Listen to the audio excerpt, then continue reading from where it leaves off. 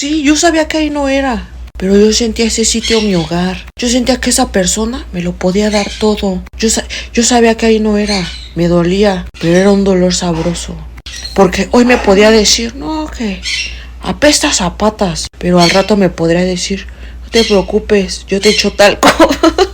Y es que es lo malo cuando uno es migajero. Pero ¿sabes qué?